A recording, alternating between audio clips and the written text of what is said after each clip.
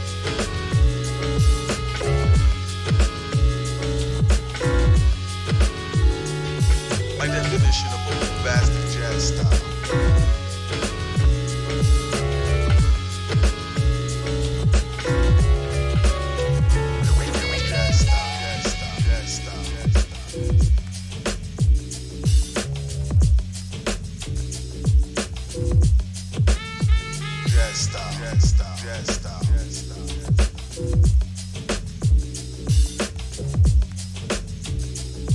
My definition of a bombastic jazz style. My definition of a bombastic jazz style.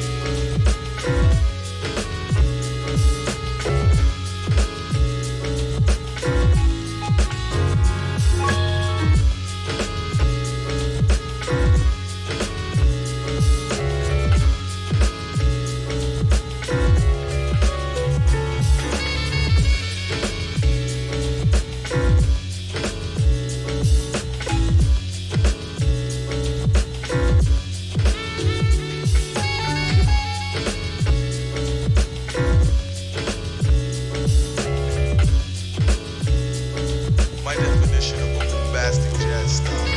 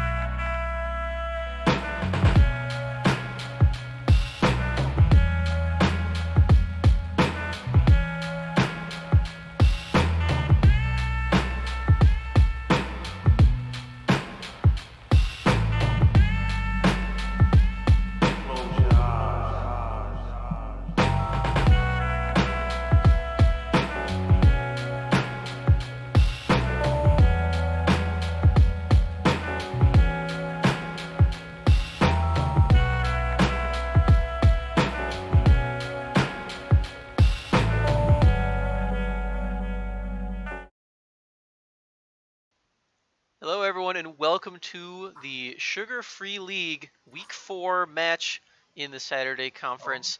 My name is Smax, and I'm joined by Joker tonight to go over the best of 3 between BB Clocks and Oasis Revenant.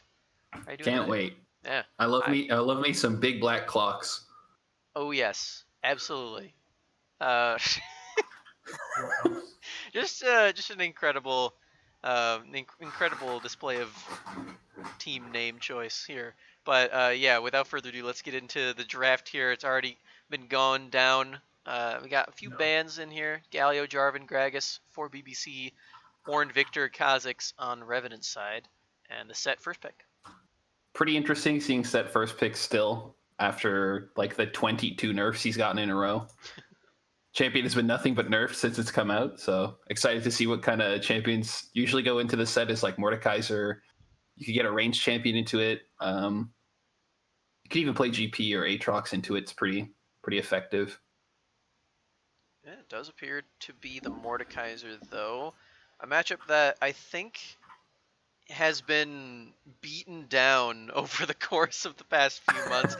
Both champions receiving a lot of nerfs, but I think at the end of the day, with the new Blade of the Ring King build, Set usually has a better time in the 1v1 now, and getting sent to the Death Realm is the least of his worries, I would think. Yeah, I mean, it's definitely a lot harder to navigate now as the Mordekaiser because he just goes Blade of the Rune King Black Cleaver or Blade of the Rune King Trinity Force and beats your head in. And we see Ashe locked in, blind, kind of scary, but potentially they've probably practiced this more than likely. It does lead pretty well into the rest of the draft being sort of like a pick comp. Very versatile champion, just a bit weird to see it blind picked. With no AD bans either. This is the first Yeah. AD in the entire draft so far, and it is going to be very high priority on the Ashe. Of course, it does deny the Callista in most cases, so maybe they're just getting very ahead of themselves there. But either way, that is going to be the lock-in for the bot lane, and the Nautilus to respond to it. This is one of those champions that can become a nuisance for Ashe if you can get locked down by the relentless crowd control there, especially just in the lane. Typically, you do want to pair Ashe with like a Braum or a Tom Kench. Something you sort of treat Ashe like Varus, but with like a little harder of an initiation, I suppose. It's a little easier to pull off. So yeah, I'd like to see a Braum come in here. Would be pretty nice. TK wouldn't be the worst, but yeah, there's the Braum. PogChamp. That is it. Very nice champion into the Misfortune as well. You can use the Unbreakable to block away all of her shenanigans with the bullet time and everything. So I like that pairing here, the Freljordian duo in the bot lane. And yeah, no jungle champions chosen unless that is going to be a flex of the set, or maybe the Mordekaiser as well. There's been some stirrings of that in the patches, but so far no major jungle champions are going to be striked out in the choices, but Sejuani might be hitting the ban table, or the Olaf. Yeah, red team definitely needs to dive a lot of these champions that assist in diving. Just because you have a lot of dive and a lot of early game focus, especially on the side of BBC. It'd be a bit tough if you give them over like a J4, or not a J4, like an Olaf or even a Rek'Sai or a Lee Sin would be a bit hard to navigate the early game. I feel like Revenant are looking for something along the lines of the Zac to really get in there and make sure that everyone's locked down so that the DPS that's rather low but still there for the Ashe can really come in handy. Of course, Ashe did just get an attack speed buff on the previous patch, so that might end up being quite nice for Revenant for Podrick in the bot lane, but we're going to have to find out if they are aligned in that way. Of course, they do already have the magic damage heavy top laner in Mordekaiser, so if they do pick Zac as well, they might be low on the physical. It'd be a bit tough to. I'd like to see even like a Trundle here at fourth pick would be pretty good. You could pair that with something like the Azir on fifth pick, obviously depending on matchup. But Trundle I think would fit really well with the Braum and Ashe, especially. Really easy lane to play through early game. You just put the pillar up behind him, and then I mean it's kind of brain dead from there. But either Trundle or Zac I think are pretty good picks here. Anything else would be a little bit weird in my mind. We do see the Zac get picked up. And there it is. I like the Trundle pick as well. Quite nice into the set, and you can deny the Misfortune immediately with the pillar as well. Although you do already have the Braum, so maybe you just want to get more focus on jumping onto her rather than just dropping that popsicle wherever she is standing, as the Zac is going to be the choice. I would imagine you'd want a little bit of physical damage if you are Revenant, my lord. that can be tough to come by in the mid as the Xin Zhao is being hovered for the jungle. Ah, okay. Well, I would love to see Syndra Lee Sin here from the side of blue. The big black clocks. I think it's a really strong mid jungle 2v2. You can kind of live in Zac's jungle. We will see, I guess, the Xin Zhao hover again. I mean, Xin Zhao Syndra kind of operates in the same way, where you just kind of want to deny Zac the early game. And with lanes like Ashe, Braum, and Mordekaiser, you don't exactly have the strongest of lanes to fight off the Xin Zhao, so it could be a good pick. But Xin Zhao or Lee Sin here is like really, really good. Oh, and then they go for Jax. Oh, that's geez. not that. That is. So I guess the Jax is going to go top, and they're going to have set jungle because Jax is pretty good Ah. matchup into Mordekaiser. That would make sense. That would make sense. Okay. Well, it does provide a lot less early power here if you do send the set into the jungle, as he is one of those champions that does rely on getting a couple of items. But perhaps with the newly buffed jungle experience, you can get to those heights as the set. As the Veigar is going to be locked in here. Again, like I mentioned before, this does provide Revenant with a very heavy magic damage index, and they are relying a lot on their Ashe, which is pretty rough against things like Nautilus and Jax. Yeah, this is. I mean, the Veigar here is really good, in my mind, because it outranges the Syndra in mid, which means she doesn't really get to push her advantage as much early on. It also pairs pretty well with the Zac in that you can kind of just. Oh, and did the lobby crash for you? Yes, the lobby did crash. But yeah, the Veigar and Zac are really good because you kind of control the majority of the fight area. Like you can kind of terraform all of the fights here with the Veigar cage and the Braum ult. It's going to be pretty tough for BBC to try and find these 5v5s, especially now with Locky and the Jax, but they should have control of the side lanes. They have two really strong solo lanes, like not early on, but in the mid game. Jax and Syndra on 2 items are still pretty formidable opponents. So it's going to be kind of just like a 5-man death ball versus kind of a 4-man death ball plus a Jax that exists elsewhere. It'll be fun to watch, I think. If the lane snowball, it favors BBC, definitely. And that elsewhere might end up being the Death Realm here, as he is against the Mordekaiser in the top lane. We are assuming. Of course, it can be the Jax in the jungle, but not expecting that by any means. As yeah, the set is usually a more powerful jungler there, and it seems like that is going to be a pretty good matchup into the Mordekaiser. Are you allowed to join the lobby, Beck, or do you need to do the code? I will try my best. I don't. Okay, cool. I don't know what just happened to our lobby here, but hopefully it doesn't put too big a speed bump in the way of this game, as we're already a little bit behind here. But yeah, we've got a pretty big death ball, like you mentioned here, on the side of Revenant, with the pretty good initiation tools with Ashe and Zac coming in, and Veigar just dropping the cage down as well. I'm excited to see if he's got the new Fury Horn skin that my one of my players just got gifted, which is pretty incredible. Someone's looking out for the glaives in their Veigar repertoire. That skin is so cute. Like even the really Tristana skin is real cute. Yeah, kind of love them. I'm a fan for sure, and the Urgot one as well. Just they laid that meme to rest. Urgot one is such a mess. The little sound it makes when he kills someone with his ult is just beautiful. It's pretty awesome. We're okay. Apparently people on the side of BBC are lagging a little bit. Hopefully that is remedied soon. That would be fun. Yeah, but anyway, yeah. For this draft here, I would definitely say that BBC have the onus on them for the early game, especially if it's Jack's top and then the set is in the jungle, because they do have some pretty big priority champions here for the early game with the Misfortune and the Syndra and even the Nautilus as well against something like the Ashe. I would expect them to be able to have their way with the bottom side of the map, especially maybe get those early Drakes, which Zac can't really go for and solo out like something like the Olaf or the Lee Sin could. So yeah, that's really where I'm looking at here for BBC and their power picks here. But of course the Jax is quite strong in the side lane if they can get him ahead too. So they can really get creative with the early game, I think. It's definitely going to be a difficult draft to, I guess, use later on as the game goes a bit later, past, like 25, 30-minute mark, 3-4 items. The Jax is going to be powerful, but you are going to see the MF and the Syndra kind of taper off in strength. So if this lead from BBC isn't larger than average early game, it will be a bit of a difficult game to play just because of the ease of access to the backline that Revenant does have. It's going to be fun, man. I'm excited because you have two very clearly different styles drafted here.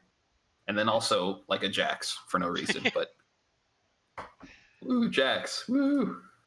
Jax. Yeah, I feel like if they're trying to throw the top lane for a loop, there were other options there too, but definitely have to agree. There were definitely like I would have just rather, I don't know, put the set top lane and pick a stronger jungler, but because Set does okay into the Zach, but I mean, again, like the onus, like Zach has complete control of whether or not he wants to play, like how he wants to play. Set kind of has to react to it, Yeah, because the unless he set does go for the phase rush set. Phase that's rush true. set's pretty cool. The set isn't really one who can invade very easily. He's got no terrain scaling, and his farming isn't phenomenal until he gets some items either. So it's not really a champion that you can very freely punish the Zac. However, spoilers before we transition to the client here, the set was locked in the top lane position, which is rather interesting. Yeah, none of the players here on Revenant are in their roles. I don't think it's kind of a mess. Like I think high rush tempo, and Hubris are swapped in their roles. So it will be Mordekaiser and the Zac jungle, but it does look like the set was locked in by the top laner on the side of BBC. I don't know why you would put Jack's jungle, but I mean, hey, power to you, bro.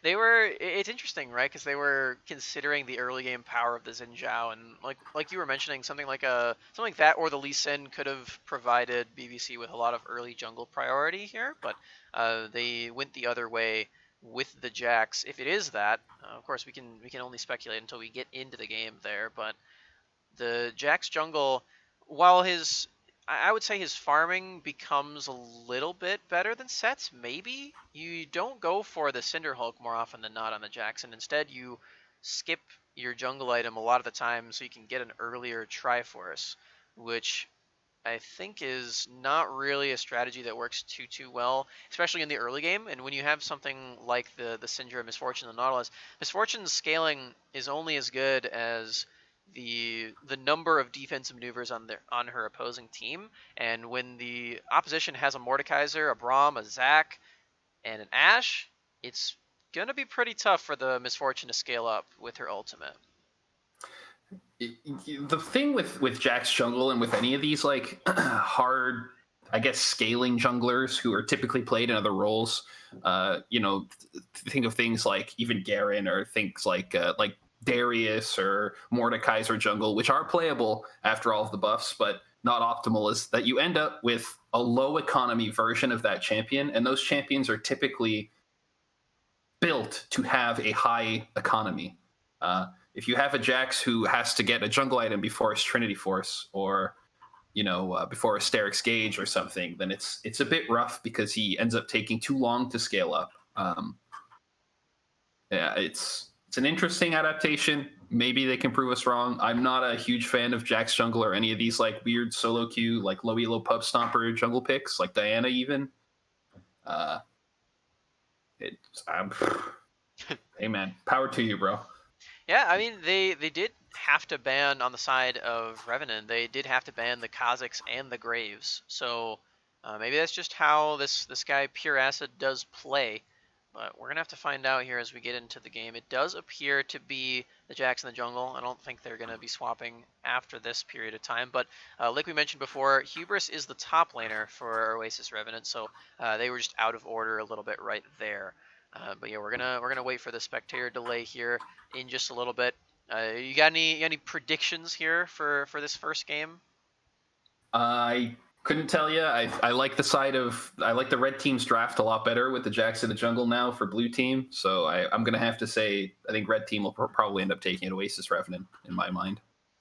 Yeah, I would definitely agree. I think they have the scaling advantage, and they have means to mitigate the early game quite well. I think Ashe Braum is pretty safe, all things considered, because there is no major dive threat on the side of BBC. The biggest thing that they get to that is the Nautilus here, but the Braum being in the way of the Ashe does help that quite a bit. So I feel like I'm pretty aligned with you here. Especially like I think Vagar is incredible against the likes of the Set and the Jax. So I think it's gonna be really tough for BBC to really do anything past a certain point, which maybe is why they did draft the Jax. But we're gonna have to see if it does work out for them here. As we're gonna take it to a break. We'll be right back here after a short delay. Don't go anywhere. We'll be back with game number 1.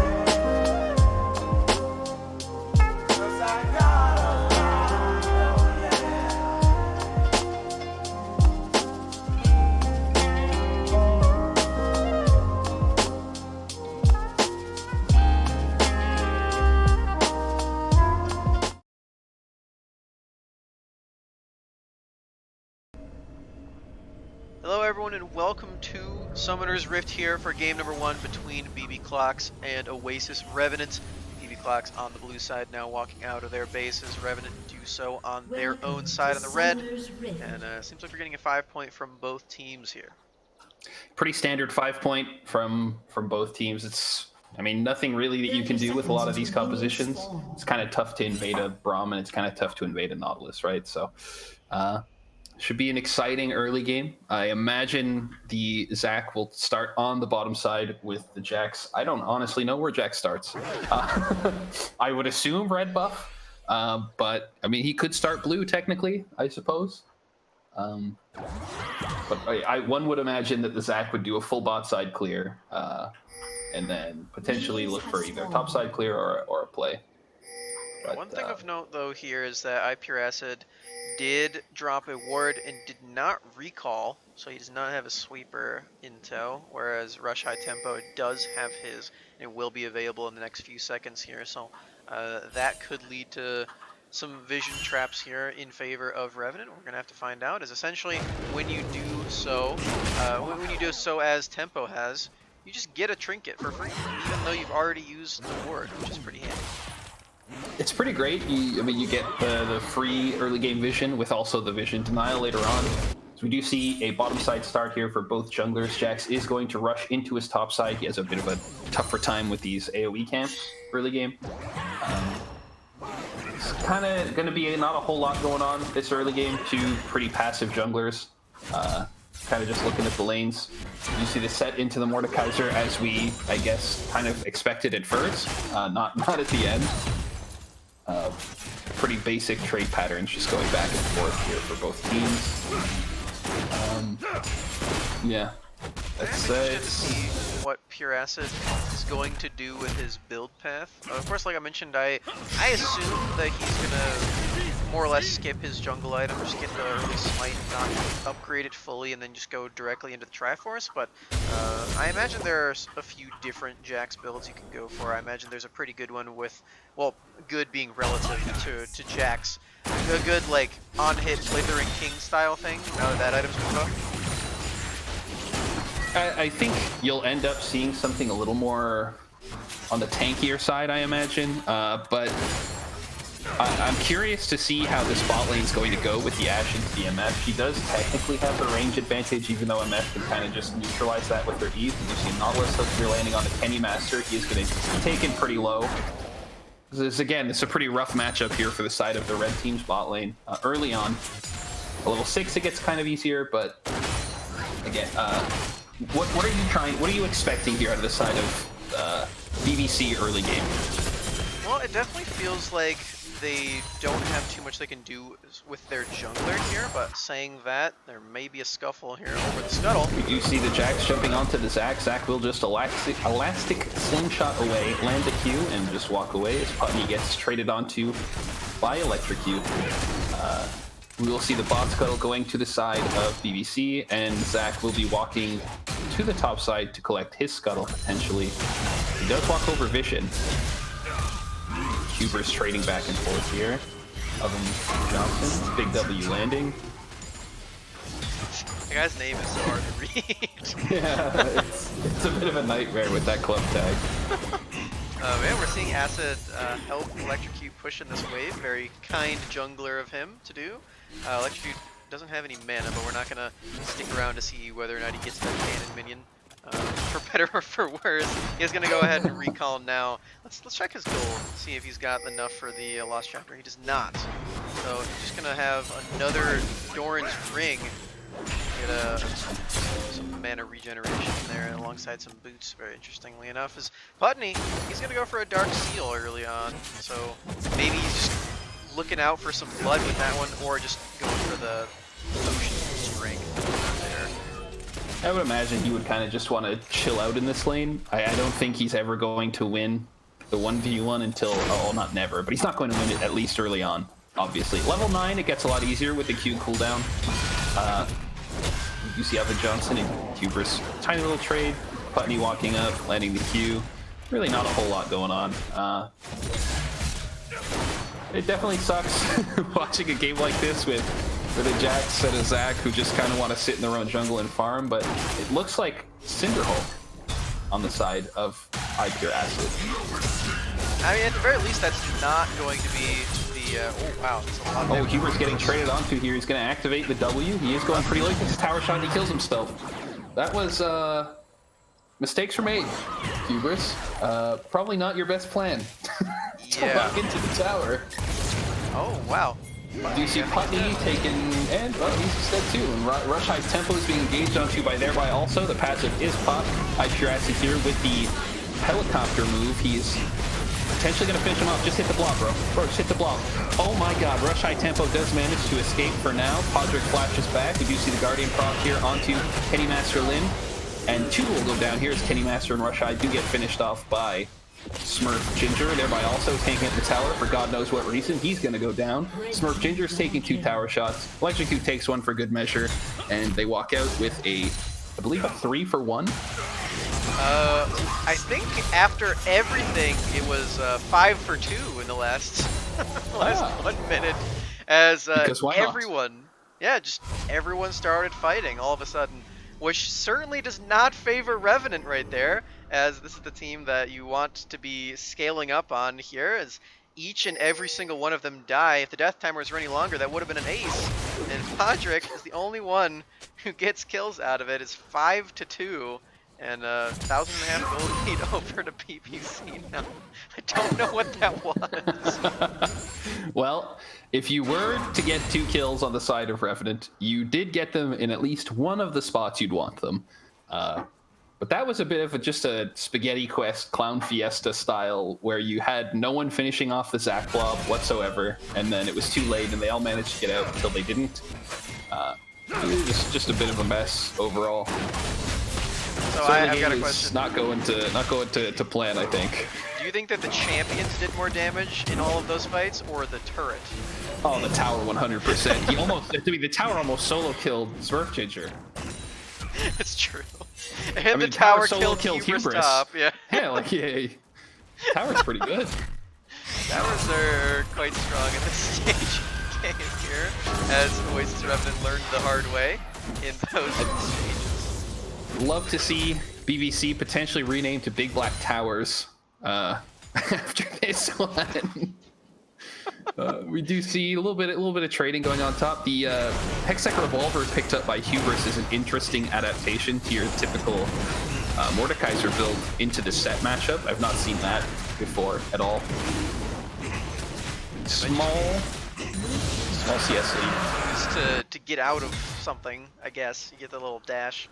I suppose the Proto Belt isn't too bad, actually, yeah.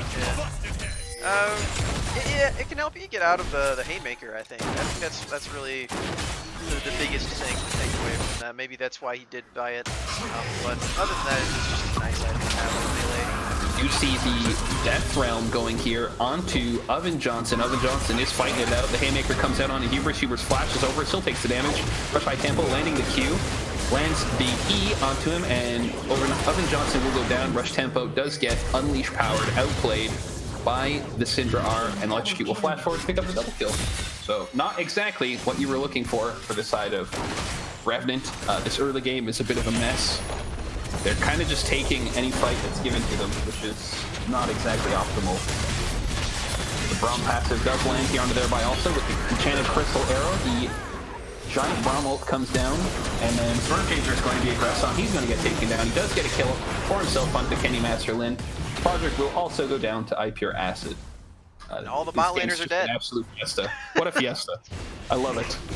They both just insta-bot their full Essence Reverse. I take back everything I said about this game. Yeah, this is not what we expected out of these champions, but you know, just blood all around here. It all started that time with an excellent roam timing there from Electrocute. Gets up there for the counter gank against the Zac, finds a really nice scatter the week, and flashes forward to secure a double kill onto Hubris as well. And then in the bot lane here, everyone's dead. After a big scuffle there. Unfortunately for Smurf Ginger, he did get locked down by the Glacial Creature during his bullet time, so he couldn't continue firing. More trades while more stuff happening, yeah. Why not? We just died 2v2, why not? Heal does Podrick- come out Yeah, from healing Podrick. there. There's a huge CS deficit in bot lane, by the way. Yeah. The mid lane makes up for it a little bit, but the top lane will equalize it. So yeah, it's just 30 CS. It's pretty impressive considering how big of a smurf Podrick is. Yeah, we are now at a point where Misfortune can't scale up pretty well. Elastic slingshot landing onto Electrocute. He is in the rage cage. And he will drop the ultimate onto Veigar, but Veigar has his own outplay button as we do see Pure Acid coming in here with the Q onto Putney. He will take down Putney, rush high tempo, waiting for the Elastic slingshot. He's just out of there. Nice kill to slide into Electrocute's DMs really right there for rush high tempo, but again, didn't land everything, so he did manage to take down Putney with the help of Pure Acid. You have to play these trades a little bit perfectly for the side of the Veigar early game, because Syndra can just turn around and throw all of her balls at you. Yeah, the ultimates are very similar for Syndra and Veigar. If I remember correctly, Syndra's has a little bit more range, and it certainly has more damage early game, especially if you can stack up the orbs. Veigar can't really do anything except get you low enough to execute you with it. But yeah, it is going to be a shutdown onto Electrocute, which is a nice sum of gold here for Putty. He's going to finish his item before Electrocute does. Of course, it is the GLP to help the glacial build, but I would imagine Electrocute wants that as well, but his item inventory says otherwise. It's just, you know, Merc treads on Syndra is not something you typically see. It's an interesting adaptation, I suppose, but chances are if you're going to get CC'd, I think you're going down. Don't know if that 10% or how much was it, 25% nasty? We do see actually Rush High Tempo is trying to prove me wrong. Will land absolutely nothing except for one part of the Q, and we do see the Superplex coming down onto the Veigar. Veigar will walk away. Hubris, Death Realms, Oven Johnson sitting in a Death Realm. He's about to come out on top of the stun, perhaps. Actually, everyone just walks away. Why not? And they all get out alive, still Everyone friends. just walks away. Oh, except for the Braum. Kenny Master Lin on the flank, lands the Winter's Bite, and walks away. Classic What? Jumping forward onto Pure Acid, he's immediately taken into the blobs. He's going to go down to Smurf Ginger. Kenny Master Lin has to use the stopwatch for absolutely nothing. He will go down. Make it Misfortune ult onto his dead body just because, thereby also getting the kill onto Podrick in this game, as essentially entered the Samsung throw zone. Not sponsored by Samsung, just happens to them quite often when they were around. The Rift Herald will take down the mid tower, they crack open the middle of the map, they get themselves a free Infernal Drake, and anything that could have gone wrong early game for this side of Oasis Revenant has, and oh Jesus, why not? Just Ian again, bro. Why not?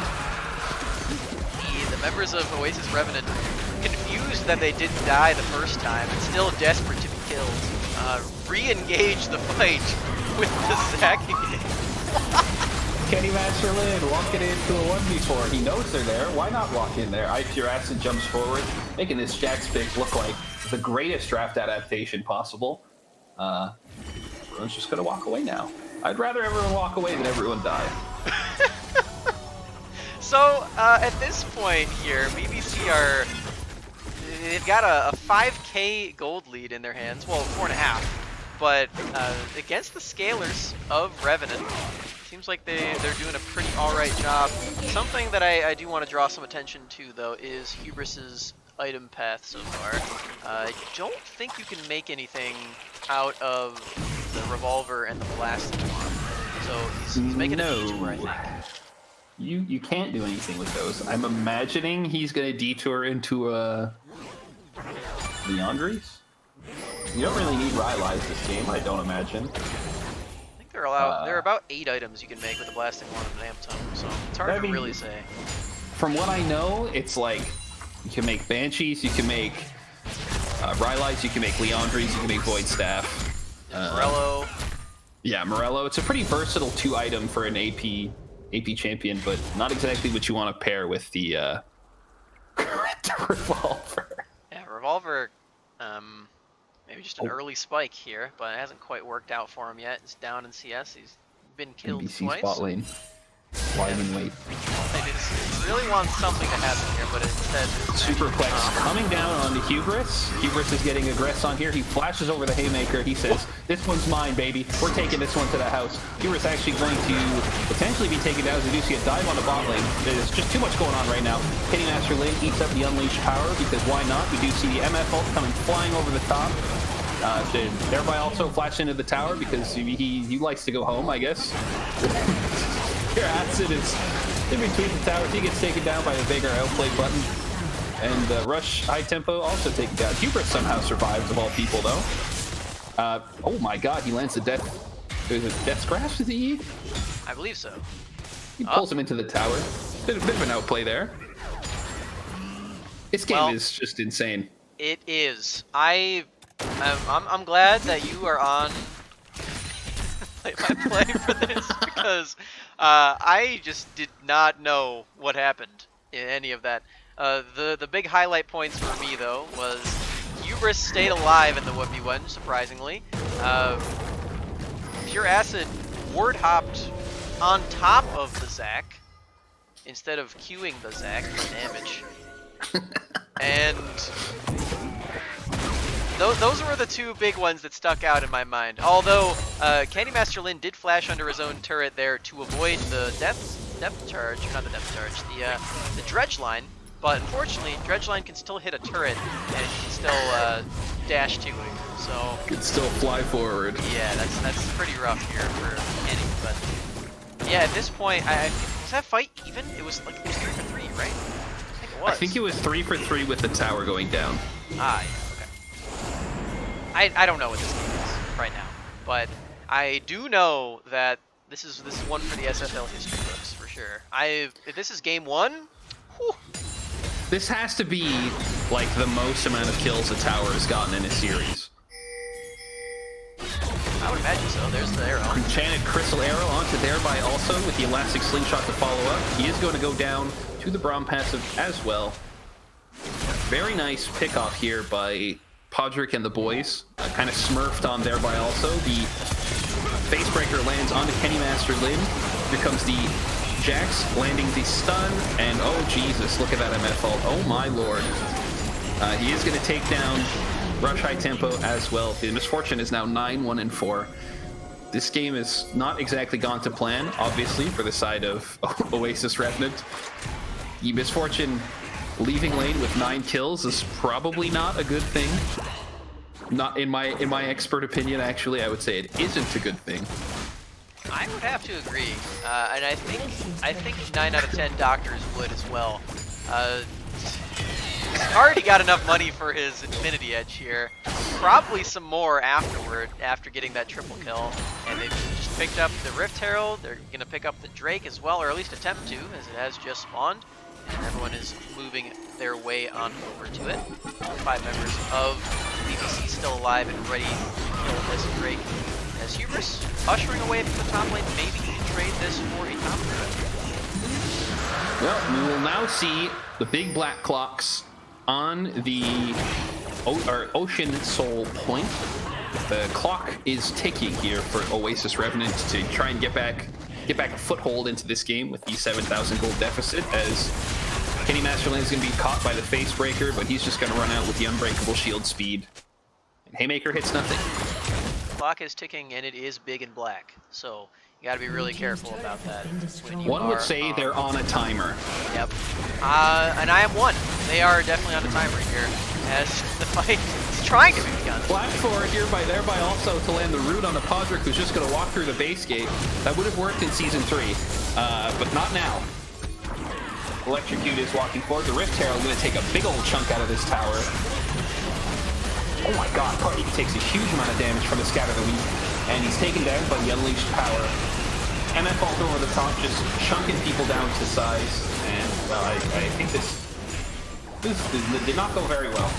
Not even for 20 minutes in. Oasis. Yeah. 19 minutes they are on an inhib, and the bottom lane inhib, which is definitely the one you want to crack early if you have to crack one. BBC has yet to recall since the previous shellacking that they did. And now they're going to go spend all their gold that they've earned over killing the members of Oasis Revenant over the past 5 minutes. We've we got Infinity Edge. Oh, another BF sword in the inventory of Smurf Ginger. You got it. And yeah, we even got the Triforce coming in very soon from iPure Acid as well. This is looking pretty doomed here for Revenant. Yeah, I mean, whether or not you win in the draft phase, not necessarily even win, but whether or not you do well in the draft phase doesn't really matter if your players kind of just treat it like a marathon and run it down as fast as humanly possible. We did see Rush. I'd like to see a little bit more out of Rush High Tempo in like the contribution category. Positively, of course, he's contributed pretty negatively so far to the side of Oasis Revenant. He's been one of the best players for BBC, though. Constantly jumping in and making sure that he dies alongside his friends. You do see the Baron started up here from the side of Big Black Clocks. You do have a pretty good way to turn off this Baron as well. It is down to 7,000 HP. They do know that Zac is here. Teleport is up on both solo laners for the side of Oasis Revenant. 3,000 health now. See, thereby also looking to try and stop Rush High Tempo. Rush High Tempo goes in. The Baron is taken over there by Smurf Ginger. The fight is on now with the Nautilus ult onto Podrick. Baby Cage goes down on thereby also. He's taken... Oh, he's not taken down. Oh, yes, he is. He got outplayed here by Big Arc Ultimate. Haymaker landing on a Putney with the Cage stopping iPure Acid. But iPure Acid says, I don't care about your Cage, bro. I'm spinning. And the Glacial Fissure finally comes out by Kenny Master Lin to do absolutely nothing. And now it's a 10,000 gold lead. And the game should probably close within the next couple of minutes. And in that fight, in that entire duration of that fight, with Teleport up, Hubris decided to kill one minion wave and recall. I don't blame him for not TPing into what was essentially a slaughterhouse, though. I don't either, but if there was ever a time to do it, I feel like you should before your Nexus does that. But you might not have that chance. If this game was a horror movie, I think Hubris is the character who finally listens to the crowd and gets the hell out before he's killed by the murderer. So, you know, kudos to him. Yeah, I mean, otherwise known as a KDA player, I guess. In games like this, you gotta preserve your own stats, man. Make sure that you don't look as bad as the rest of your team. He's only got 2 deaths as opposed to the 7 on Tempo and Podrick, so I'd say he's doing a pretty good job. Podrick's scoreline is absolutely insane to me. 5, 7, and 3. He's both the best and the worst player. And he did go for the Essence Reaver into Blade of the Ruined King, which is weird. I don't know if that's a typical build here for Ashe. Typically, I think you see the Blade of the Ruined King into Runeends. Yeah, I think you start with one or the other, and then you don't build the other one. And because those are... It's sort of like Lucian, right? Yeah, I mean, well, it's interesting because, like, with Lucian, you want both of those items in your first 3, and the other one is Infinity Edge, because he just works so well with both of them. But I think with Ashe, if you go for one, then you kind of just commit to a different kind of build. Rush High Tempo. Rush High Tempo is going to be jumped up to. The Superplex lands on him. He's just going to be taken down by Smurf Ginger's cannon of auto attacks, as he does have Bloodthirster components. Electrocute takes out Putney on the other side of the fight. Podrick is going to flash over the wall, and Hubris is, well, he's just dead. And I think that's probably game. Kenny Master Lin does take the Blast Cone out, as the bot lane here for side Oasis Revenant does limp away. And I say limp, and I mean it in the nicest way possible, because there's nothing to limp away to. Your base is going down. So you might as well just die. Why not? There are a lot of jokes that could be made about the blue team's name here, but I'm going to be the better man and not say it. But they do win this first game here, looking to clean sweep the series. BBC go up 1-0. Great game. Super well played here by the side of BBC to punish the mistakes from Oasis Revenant, but back to the drawing board here for Oasis. I think not exactly their best game. Yeah, I would definitely agree. This was a really rough one here, ending before 25 minutes. Just one Baron and end it. Did they even get the Drake Soul? They didn't, did they? No, They didn't bother. Just won the fight so hard that they teleported into the base and closed it out right there. Very impressive start by BBC. Yeah, I really like this look out of them. Even though they had a very suspect Jax pick thrown into their draft, it seemed to work out pretty well.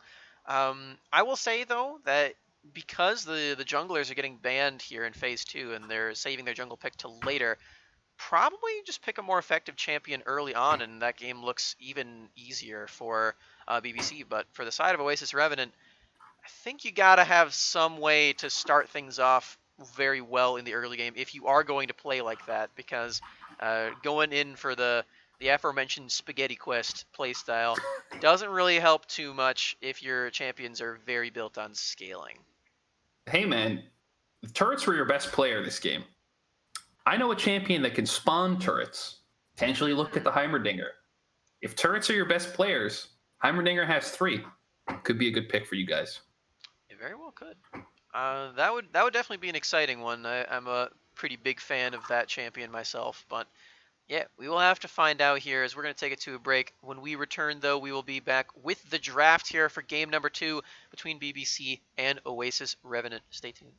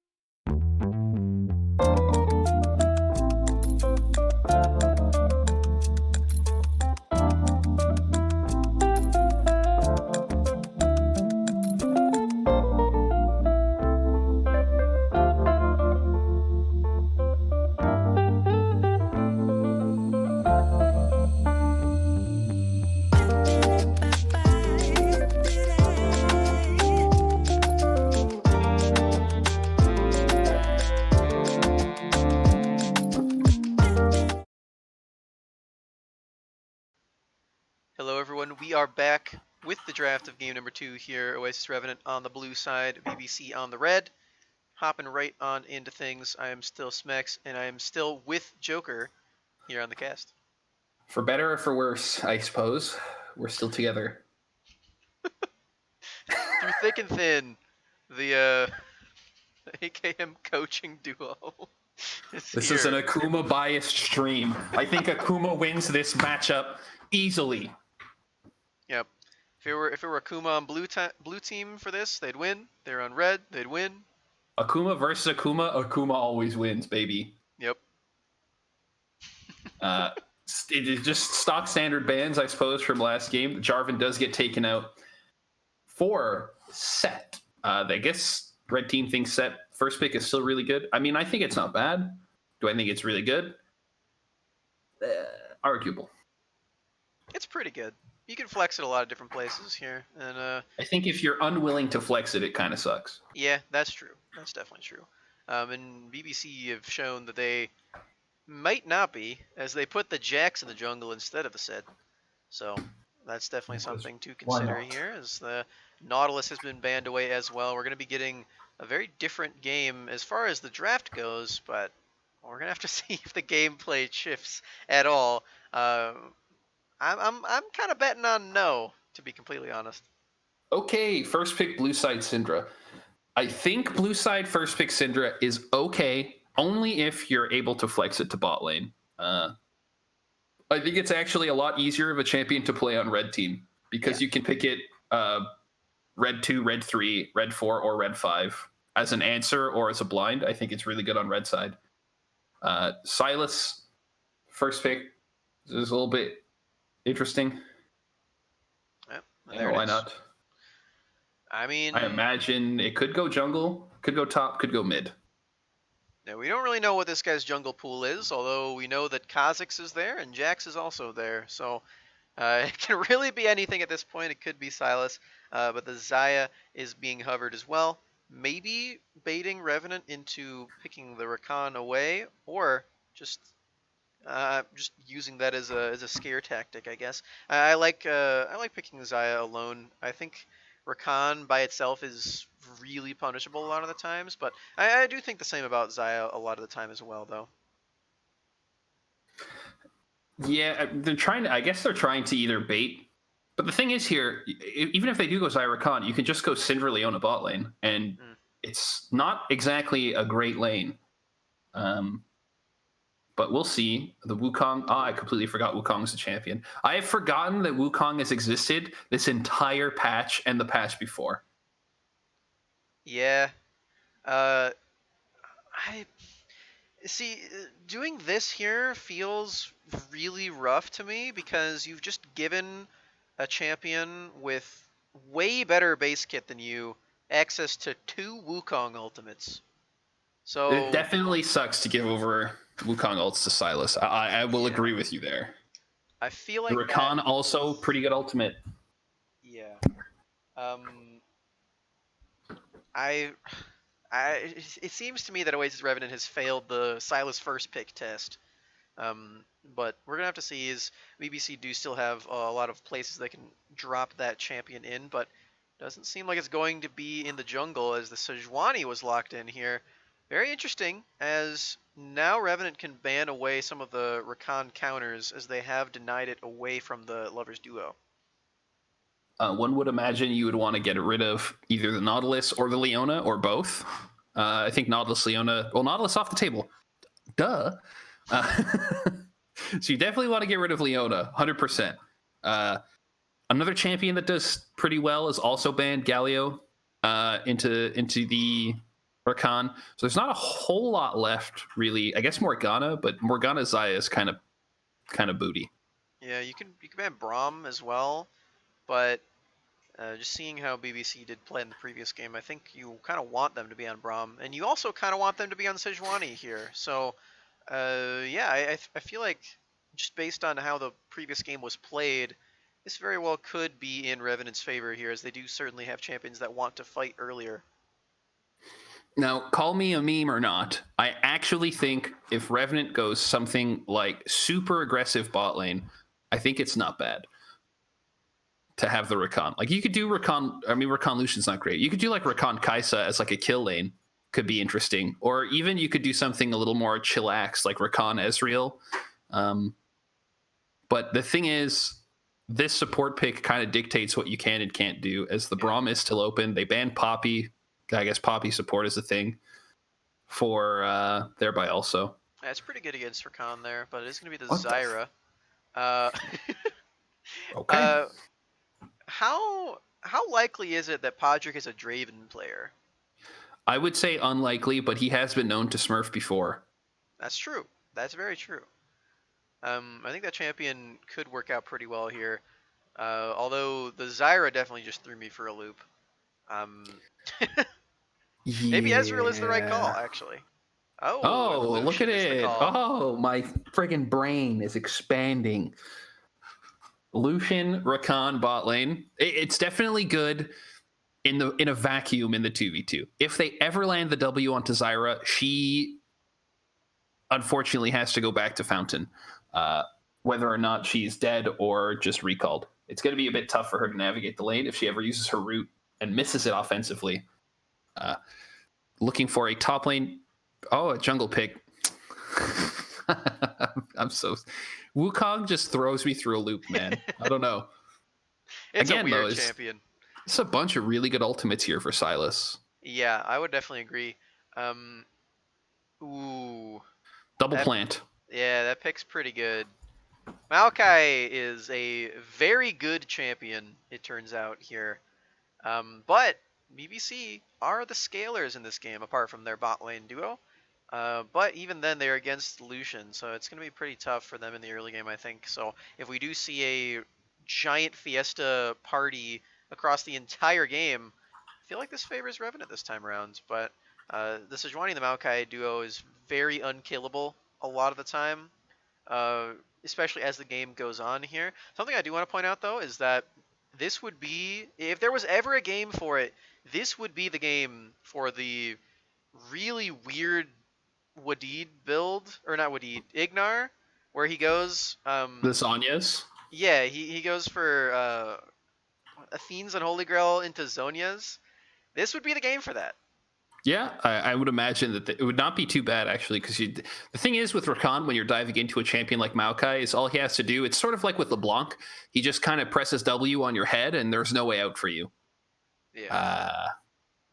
That's why Maokai is really good into dive. He's one of the best anti-dive tanks, basically, because with his ultimate and with his W, having them be roots means that you can't use your mobility to get back out. So a lot of champions are just locked into just going forward. It's a curious draft here from the side of Oasis Revenant. Again, if they do snowball early, it's really tough for BBC to actually fight them. And seems like BBC also did forget that Wukong was a champion as well, as that champion is very, very good right now.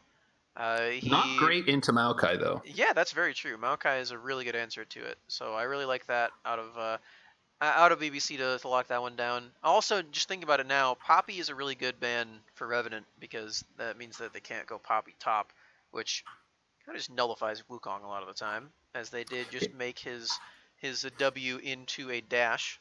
So yeah, Poppy top, Poppy support, they're both really good here. Poppy's a very versatile champion if BBC were to pick it in this game. Beats Wukong, beats Rakan. Definitely beats up the Lucian. So it's a good man. We can't see it on the stream right now, but in the champion select, iPure Acid has chosen Xayah. Does this mean anything? Maybe it's a meme. It might be. Can't imagine you would want to put Sejuani Zyra bot lane. Or Xayah in the jungle. I feel like that would not be very good. Speaking of the Sejuani Zyra synergy, or lack thereof, Sejuani can't really gank for that lane because unless you do hit a snare, the Sejuani does not have her E empowered by any melee champions in the bot lane here. It's only she does kind of have to. She's kind of have to earn it if she wants that bot lane gank. Yeah, and against the Rakan and Lucian with a lot of their dashes, it's gonna be pretty tough to gank that lane. So, as weird as it is to see Zyra and Xayah, in this position, I think this could just be a bot lane island situation for BBC here. Oh boy. I'm gonna hope Smurf Ginger and I Pure Acid do either swap roles or swap. Okay, they swap champions. Thank God. Yeah, that would have been. That would have expanded the. Ooh. I don't know. Cinder bot lane. Ooh, wait. Ha. Now that's pretty interesting. Cinder bot lane. Cinder Rakan is actually a pretty potent 2v2. You kind of just pick one character to no longer play League of Legends. Yeah, you got a lot of lockdown here, especially if you do start off with the Scatter the Weak. And Lucian is quite effective into Sylas, actually. Right, yeah. Kind of has a hard time against the double gat Barack Obama. I've never heard that one before. But, you're welcome. In any case, yeah, we've got the double tank on the side of BBC for this game here, as long and with a Sylas as well, and then they've got a back line to back it up here. So if it goes to a 5v5 front to back team fight situation, I feel like they have their way with this game. But we just watched last game, and that didn't happen. So I'm gonna hope that last game doesn't happen again. Because I don't know if I can keep up. Yeah, maybe these two teams got the jitters out with that last one. But in any case, I'm gonna go ahead and say that they didn't quite fully get their jitters out, and I'm gonna say that Revenant can pull this one out here. I'm gonna say that they bring the series back and they employ the same Clown Fiesta strategy to win this one. That's what I'm gonna go with here. Well, Mr. Smacks, if I've learned anything from your time in the name redacted league, where Dawn Revenant was a player, a team in the league, anytime you said Dawn would win, they would lose. Or anytime you'd say they would lose, they would win. No, that's not true. I did not predict them to win the finals. It's pretty. It was a small trend during the regular season, anyways. I'm gonna go with BBC closing this one out 2-0. And I'm going to hope that that curse transfers over to me, because as much as I would not like to see a third game, it is still just fun to watch people play and to just hang out and just goof on people, you know? Yeah.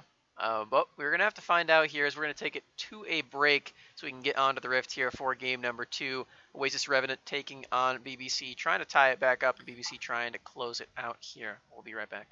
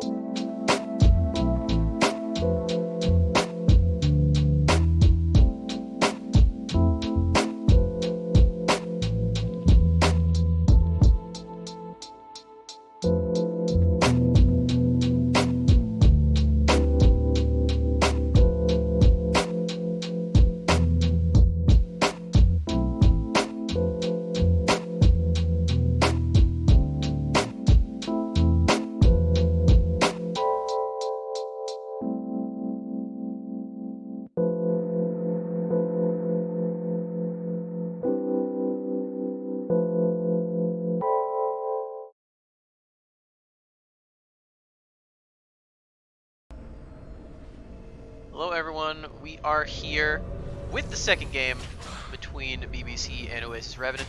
BBC picking up the first one and Oasis Revenant trailing behind at no wins. But they had a lot of fun that last game, I think. Because they really did want to keep going in for the fights. And they certainly did get them. Certainly true. The first game was a lot of fun for the big black clocks. Not so much fun for Oasis Revenant. But we do see Pure Acid face checking into Putney. He's not actually going to get the better end of this. So I don't really know what that was. If you're not going to get a ward, why bother? And Pure Acid just gets shot in the bear a couple of times. As Right that in is- his bare ass. Yep. Minions have spawned. Is the bear still named Bristle? I would imagine it's still Bristle, which is a weird name for a bear. So is Bristle a druid? I think we can just both agree that in the Russian skin, the bear's name is Boris. I think Boris is a pretty good adaptation. I like it. Yeah, all right. I'll accept this answer. E-start for Rakan. Wow. That is a That useless is- ability. Oh, it's and gonna be they're actually really gonna nice face here. check here. Thereby also does land the root. The W comes down. It's just a bit of poke. It's just a bit of poke. He didn't set up his seeds, so it's just a bit of poke, you know? I guess so. Just gonna run that ability. We got the mana flow ban proc. That's just call it a day. I just can't believe my eyes. We have an E start Rakan. If he had W, they could have fought there, but Or Q. or any other ability. E start Rakan, not exactly ideal. That's the moral of the story there. Yeah. Sejuani will take the red into chickens, just like Gragas. They're mirroring paths this game, which is what you expect. I don't even think you start E on Janna. No, it's just bad. I mean, it's just at the end of the day, it's just bad. Yeah. Hopefully Kenny Masterlin knows that it's bad, so he doesn't do it again. In case there is another game, and he plays Rakan again. But there might not be. Of course, they are at match point here. BBC trying to close it out here, and it seems like this bot lane is going their way pretty heavily right now, as thereby also has landed a lot of poke. W forward by Kenny Masterlin into the Scatter the Weak, but nothing really else is going to land. I think did he miss the cannon minion? I don't know, I wasn't paying that close attention here, but got a gank in the mid lane. Yeah, he missed the cannon minion for that trade. Gank into the mid lane on the Putney. Putney will flash away. High Pure Acid does also flash as Gragas potentially looking for something, but Rush High Tempo decides to just do nothing. I guess he couldn't really do a whole lot. Silas is forced to flash there. And again, yeah, cleanse onto the Lucian is good into Sedge, but it feels bad into Silas because you kind of want to be able to pressure him as Lucian. Yeah, I would agree. You do really want the ignite, I feel, in that lane a lot of the times, so then you can really find the finishing touches to your poke you're very likely going to get, because you can keep the Silas at an arm's distance, and he can't really get his teams on a lot of the time, so I definitely would have liked to see that ignite here, but going on the safer side of things here with the cleanse is Putney. Manages to keep himself alive in that exchange there. High Pure Acid flashing after him with the W was very ambitious, but couldn't quite find the killing blow. You know, all that being said, he's nursing a 22 CS lead in the mid lane currently. Electrocute has not really been able to play the game so far. It's kind of what you expect out of this matchup. With Hubris also kind of taking rough trades top lane, but another cannon minion missed bot lane, that definitely hurts to see for the Syndra. High Pure Acid fighting here on Rush High Tempo. I don't really know what Gragas is doing here with no flash up. High Pure Acid is kind of just waiting for cooldowns here. He lands the W. Nothing else really to go out here. Gragas is kind of forced back. You would imagine he would recall. He doesn't have his Predator boots. Grand Entrance lands, forces out the heal by Smurf Ginger to, I guess, save the life, and thereby also, even though Podrick had no mana. It's just really weird to see Gragas on the map still at 5 minutes with no boots. Especially with the Predator, yeah, because you can just go back. A lot of Gragases go back after just 3 camps to get the Predator, so you have the ganks on block at that point, but still not quite going for that. Is he in the right now? Still in scuffle mode? Yes. One would assume the body slam. Oh, and another heal comes out here. But this bot lane is kind of just forcing summoner spells from each other in situations where you wouldn't really need to blow them. Yeah, I don't think the heals needed to be used in either situation. But we're seeing the auto attacks coming down again by also. landing quite a This few of those. is kind of the problem that you run into with Syndra bot lane, is that while you do have the TP, you're literally locked into this lane until you get 1300 gold. There's nothing you can do, because if you... Oh, Jesus. Kenny Master Lid is taken pretty low. Will walk out of this one, but Podrick is just going to be forced off the tower. Wow. Or not. Or he'll stay and just get dove and killed. I guess that works too. He chose the get killed option there as the ultimate. Oh, the Cyclone coming in onto Oven Johnson. Another Cyclone, because Riot Games is a nice company. Oven Johnson is taken low. He will just die. That is the power of Wukong. He can ult twice, stack up his Conqueror basically instantaneously. And Oven Johnson did not respect that. Really good play here by Hubris to get that solo kill. Very nice stuff. Didn't get out of the Cyclone 2 Wukong Boogaloo. Could not escape it, even with the Bramble Vest helping out right there, cutting the healing, but definitely would have preferred to have a Chain Vest in that instance, as it does give a little bit more armor than the Bramble. But anticipating the Blade of the Ring King build from Hubris, he does go for the Bramble and kind of bites him right there, alongside just not flashing in time. Will go down. Yeah, I have to agree. It's still just so weird seeing this Gragas even with the Sejuani, when Gragas does, I guess, technically he should have the level lead, because you are able to clear these jungle camps faster while also being out on the map. Gragas is more versatile early game. But him taking all those early trades kind of just slowed him down, and now he's even with the Sedge, who is going to get aggressed on here by Putney with the Relentless Pursuit forward with the double tap, and just going to walk away. Because it is Sejuani. Maybe not. Maybe Sedge's just going to walk forward. Executioner here on the Putney. How do you feel about that one?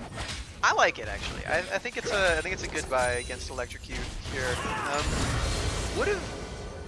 mean, it would have been better if he just didn't have to do that, because he had Ignite, I think. But, you know, he doesn't take Ignite, he's got the safety, and now he's got the Grievous Wounds as well. So I think in this case, where he did go for the very safe option, is a good buy here as the raw burgers coming in. Dragon is going to potentially go down to the side. Actually, we do see Rush High Tempo flashing in here with the Body Slam, taking away the Dragon. Is going to go down. Electrocute still has the explosive cast because he's fighting Putney on down to the side, or bottom side of this fight. Hubris looking for Smurf Ginger, has to contend with, thereby also his roots. He does take down Smurf Ginger with the second cast of the Cyclone. Electrocute dashing forward. The explosive cast has run out. He has used all of his spells forward. The Flash grand entrance here to knock him up. Putney doesn't have his dash up quite yet. They don't have the all-in onto him. So it is just a flash for Electrocute and Kenny Masterlin. But a super, super good fight here for Oasis Revenant. Yeah, they get the better end of that one a lot in thanks to Rush High Tempo with the Drakes. Very impressive stuff. He gets in with the flash. He locks that one down on the Gragas, and then after that, it felt like it was pretty smooth sailing there. Of course, Hubris does pick up another kill on his Wukong, which can be very detrimental as the game goes on. But as of right now, Revenant, they've got the gold lead, they've got the Drake lead. Feeling pretty good about this. Definitely happy to have that Mountain Drake in your pocket. Whether or not it's just a single Mountain Drake or not, it's still really nice to have and not have on the Sedge and the Maokai. Any bonus armor and MR for these guys is something you want to avoid. Rush High Tempo does find Eye Pure Acid, hits him with the Smite. Relentless Pursuit fails over the wall. Eye Pure Acid is taken pretty low. It's just going to have to flash over the wall here. It's just a nice cask there from Rush High Tempo. Seems to be quite good at this Gragas here after that Drake steal and the cast just there. Although he did smite the Sejuani in passive, but we can avoid talking about that, I think. Yeah, I mean, if Putney lands the Relentless Pursuit over that super dashable wall, they definitely kill Sedge. Just too bad to see that he dashed straight into the wall there. Slight mechanical misplay. Oven Johnson trading back and forth up here with Hubris. Hubris is going, again, for the Blade of the Rune King first item, which is typically what you're seeing for these Wukongs. It does seem like a weird item when you compare it to old Wukong, but current Wukong has a lot of sticking power in fights now. So it's actually pretty good. Plus the item's just kind of broken. I definitely prefer the Black Cleaver into something like these tanks that we're seeing here. Although if Putney is going for the Black Cleaver, then maybe you can excuse this, but they are both going for Lather King first, which, you know, of course does mean that Putney's likely to go to Black Cleaver second. Maybe Hubris does as well, but it feels like if one of them go for the Black Cleaver early, then it might help out quite a bit. And especially on the Wukong, you do want that cooldown reduction quite a bit, because it feels to me like if you don't Q off cooldown more, then you can't shred the armor as well in the 1v1 against the Maokai. You can just go for, like we're seeing the Bramble Vest and the Ninja Tabby is just not taking any damage anymore. Yeah, the top lane stock standard build. I'm against an 80 champion. I don't want him to hurt me. It's just Bramble Tabbies.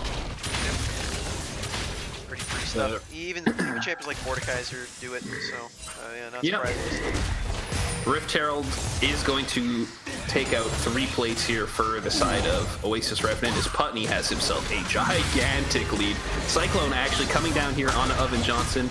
Probably not going to get much. We're at the point now where Maokai just doesn't really care how much you hit him, because he's just going to hit you back and heal just as much. Yeah, that's exactly what we're seeing here. Oven Johnson winning that trade, even though he didn't have to use his own ultimate right there. So impressive stuff there. Of course, now Hubris does have the Lather King. Go ahead and recall. The week does land, as everybody also just takes 2 turret shots for fun. He's pretty good. Pretty interesting play there for him to just walk into the tower and say hello, but I guess they are pretty acquainted with the towers based on the lacking. We actually will see the quickness with the grand entrance, and it kind of just baits Podrick into killing himself. He does walk forward into the Zyra E-R combo, and he gets 100 to 0'd. Not what you're looking for. Just go ahead and check. Yeah, they are in the Discord call with each other, so I feel like that could have been avoided if they just opened their mouths and talked to each other, but not going to go for that incredible outplay. It's just a pretty big disconnect between Podrick and Candy Master Lin. Yeah, he's been killing himself. Could have said it better myself right there. Does go down 0-2-0 on the Syndra, and thereby also landing the giant bomb of Zyra damage and crowd control very easily. Yeah, Zyra is definitely oppressive if you don't get on her right away. If you let this champion sit there and set up, she is just an absolute pain. It's kind of like forcing yourself to learn how to play Plants vs. Zombies in the middle of playing a MOBA. It's not very fun. She just spawns plants and he just takes away your will to live.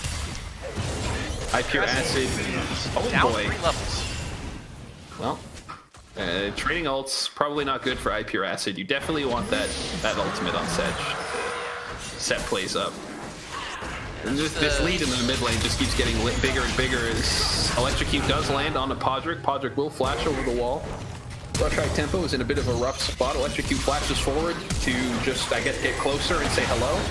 Explosive Cask is really good, knocks them away. Putney dashes out, and again, everyone walks away safe and sound. A lot of summoner spells used for not a lot of gain. I do see another Cyclone landing on top lane. Hubris is pretty much out of mana, so this is all he can really do. And now you're kind of understanding why the Maokai is good into Wukong, because his ultimate fully stacks Maokai passive. Yeah, it's pretty handy for that matchup here, but we're going to be seeing some more action with mid. Maybe not though, but yeah, I've been really impressed with Rush High Tempo's Gragas in this game. I gotta say, he was able to disengage for his team quite well with that cask again in that last exchange. But it is going to be Xayah knocking down the first turret in the bot lane right there. Didn't get the full plate value of it, it was 15 minutes in, as Electric going for someone. Here comes the Maokai ultimate to land onto Rush High Tempo. He will also land the Q, and that's all that'll come out of it, because no one else is there. It's a very interesting Maokai ult. Maokai can't really do anything by himself, which is really the only unfortunate thing about him. I mean, he can do things by himself, but it has to be over a very long amount of time, because in a 1v1 situation, Maokai will outlast you in a lot of instances, Putney. Now, pretty happy that Pure Acid used his ulti earlier in the 1v1. I mean, he still does have that cleanse. True. He did hold on to the cleanse. This is just a really You know, it's kind of weird that the Gragas' name is Rush High Tempo when he's kind of been playing like the antithesis of High Tempo. The Cyber Plant eats up the culling. Budney got really mad at that plant. Let me tell you. That was an unfortunate route. A really good play by there by also actually to land that route. Putney just wasn't able to dash out of it quick enough. The culling hits pretty much just the air. This is a great game so far here by Evan Johnson outside of the solo kill, because him having a CS lead on the Wukong just means that he's always going to have the gold advantage outside of that solo kill and the XP advantage now. So you do see the quickness, flash grand entrance, followed up by the body slam. Thereby also is going down. Really good Drag Assault. Unfortunately, Smurf Ginger does flash it. Evan Johnson is here with Electrocute on the backside. Electrocute's going to finish off. Actually, no, he's not. Electrocute's going to go down here. Or maybe he's not. He's actually just going to survive. Take the Drag Assault and throw it at them. Say, how do you like that? Podrick is going to go down with the Cyclone coming down here onto Evan Johnson. Saya's back in the fight. Stun lands onto Hubris. Hubris is going down, and we have ourselves a 4-for-1. And even when Evan Johnson is at 200 HP, the entire combo from Hubris ends up leaving Evan Johnson exactly where he was before at 200 HP. Maokai just so good against the Wukong there. Silas from behind, typically not a champion that's too useful, but he did manage to take the Drag Assault there and split up the fight lines, which was really, really essential because it meant that Podrick was available, I guess, accessible by iPure Acid and Evan Johnson. So super, super good fight by Electrocute. Just unfortunate they weren't able to finish off like 2 of the members at like 100 HP here for Oasis. Yeah, really unfortunate for them. Of course, there's a lot of healing on the side of BBC. They've got the Maokai and the Silas. And Putney being one of the first to die there. No ultimate available to shoot that plant down. Not going to be spreading the Grievous moves as easily in that fight. Therefore, it's just going to be a pretty easy one. Well, easy in a relative sense, as they do win the fight pretty nicely, all things considered. It was a pretty gruesome fight, but BBC picking up a very decisive victory in the results page. Yeah, I mean, definitely a good fight here by BBC, and I don't know how you feel about it, but it is a Q max into W max Silas. Oh, it is? Wait, hold on. Yeah, that is a Q into W max Silas. Typically not what you'd see out of Silas. Usually it is the W into E. In some matchups, W into Q, but very rare. It's almost exclusively W max first. Yeah, even as a proponent of someone who does enjoy having a couple points in Q, I think fully maxing that ability is a mistake. Yeah. We do see him landing the chains onto Rush High Tempo with the Rakan ult to follow up, and again, the Kingslayer just doesn't do a whole lot of damage here. He wasn't able to take out Rush High Tempo. So there's a fight on the top side of this little exchange here as Podrick will unleash power onto Electrocute and just walk away. Podrick is just a little too far behind really to be really game-playing anyone.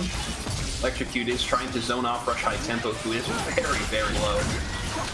The twisted advance landing onto Kenny Master Lin and just walking away. Electrocute's 10 on... Oh, Jesus! Rush High Tempo decides life is no longer worth living and this land is not holy, so he's going to kill himself. Again, just a really good fight here from the side of BBC, who are able to just kind of keep a lot of the engage from Oasis at an arm's length, assess the situation, back up, and retake the fight with the Maokai. As meaty as it sounds, Electrocute just monkeying around in the red side jungle ended up being a really big boon for BBC, as Revenant just could not walk in at all because the Silas just chunked them all so low, and then Rush High Tempo trying very desperately to get that Drake unlocked and get themselves to the Drake's soul point, does die in the process here. So even though he has been Flame Horizon, Electrocute's still popping off in these fights. Yeah, he's playing the fights about as well as you can, being as far behind as he is individually. You would like to see Putney manage or navigate these fights a little bit cleaner, but I mean, again, it's just really tough to take these fights with the Lucian. with the Sejuani and the Giga Fed Maokai dashing forward. You kind of have to save your dash for too many things at once, basically. Unfortunately, for Putney, it doesn't seem like he's going for the Black Cleaver build either, so gonna have a really tough time killing these tanks in the front line here, the Sejuani and the Maokai, because even if you do have that Black Cleaver on Wukong, you can really only deal a very extended amount of damage to one target, even though your Cyclone and your E are multiple targets. You can really only burst down one person because you are maxing your Q, you are shredding the arm of one person, you do have the Blade of the King, so it's definitely rough to see there, especially because the Sindra and the Gragas are very burst heavy, which is not the way you want to kill Sejuani or Maokai. Yeah, like we said in draft, if you fall behind on this blue side team, it is very tough to reestablish a foothold in the game because of how easy it is for the red team to just disengage a fight with the Maokai R or the Syra R, and then retake the fight with the Sejuani and Silas. And we do see big Maokai ult landing onto a couple of minions, letting them know where their place is, that they are nothing but minions and dogs to these people. Meant to be killed, so. That is a pretty big cooldown to be using before the Baron, but it doesn't feel like BC are going for it anyway. I mean, luckily it's still only about a 70-second cooldown. Yeah. So by the time they're back out onto the map, it will be out. It'll be up soon-ish. So that's not so bad. It is definitely not what you're looking for. He is going for, now the Maokai is going for the Spirit Visage second, which is good, into the Syndra. It means that he kind of really only needs one MR item this game, with how far behind the Syndra is. She's never going to be killing him, so he can kind of just keep Putney from playing the game. And that's kind of his job, I suppose. Especially when Putney does not go for a Black Cleaver either, it does become quite easy. Of course he does have the Executioner's Calling, which might be the reason they doesn't want it for a couple of shots.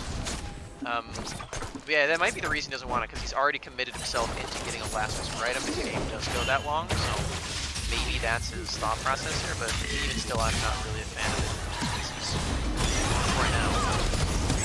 We will see a big fight here with the Xayah ult and the E landing onto a couple of people. Putney is going to dash away, teleport in here from Oven Johnson's going to land onto the Hubris with the Twisted Advance. He does get passed forward into Putney, and it will just be a 1-for-0 with potentially BBC turning back onto the Baron. Actually, his Electrocute is looking on the backside for any stragglers. I do think BBC can just turn onto this Baron and kind of just take it indefinitely. Instead, they're going to take down the mid turret, but they might be turning toward it now. They do have this Zyra here, very helpful at taking that down. Zyra Maokai, very good at the Baron. So, I'm going to start off right now. I don't imagine it's going to be very easy for Revenant to get in on this, but they have to try, I feel like. Yeah, this is just gonna be a bit difficult to try and retake here, as we do see the teleport coming in from Hubris. Body slam flash forward, will take out Electrocute. They're in the back of the pit now with no real way out other than flashing, and we will see a Flash Blade Caller coming out of the back that will take down Rush High Tempo, but they will walk away with the Purple Worm buff. That's pretty epic. They are the team with the better scaling. They'll lose out on the Air Dragon, more than likely, which will put Oasis onto Soul Point. But all in all, still a pretty good series of events that happened recently here for the side of BBC. It should be Revenant taking this one down. They go clear the caves. That should be all theirs. There it is. There's an Maokai ultimate though. Can he dash this wall?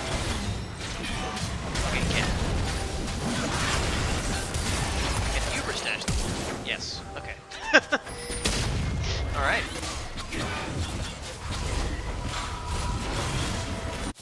But yeah, after all of that here, Revenant, they are at Soul Point, but they are down a Baron, and BBC are going to be buffing up this bot wave now. They likely will be taking down this turret. I don't really see a world where Revenant can stop this. And yeah, this is... I'm back. Alright. Back just in time for me to notice that Kenny Master Lin has not gone for the build that I was expecting to see, or even the build that I wanted to go. But here it Righteous comes. Glory with the quickness. Grand Entrance will land onto the Zaya. He will get chunked down, and oh my god, that Blade Collar did so much damage. Let's keep leaning forward here with the Cyclone. Stolen Cyclone is going to get unleashed on by Syndra. Hubert is looking like he might go down. He actually will just walk away. Goodness, I'm out of breath. A lot of spinning. That was an epic fight. This turret is going down for sure. Will the inhibitor follow? We'll have to find out. But yeah, Righteous Glory. Not saving Kenny Master Lin's life. I feel like that item is rather redundant on Rakan and doesn't provide you with any meaningful stats. Yeah, not exactly what you're looking for with Rakan. I think even like an Enchanter build would be better than this. I agree. I think it's a bit suboptimal to double down on initiation. He has gone for the Emax. Oh my lord. 5 points in E, 3 in W, and 1 in Q. I don't know if that's it, Chief. Well, if he was going Enchanter, then maybe that'd be it, but he is not. He does have a Righteous Glory. Very expensive item for how little it does provide you. He's one of those guys that thinks Rakan's greatest stat is movement speed.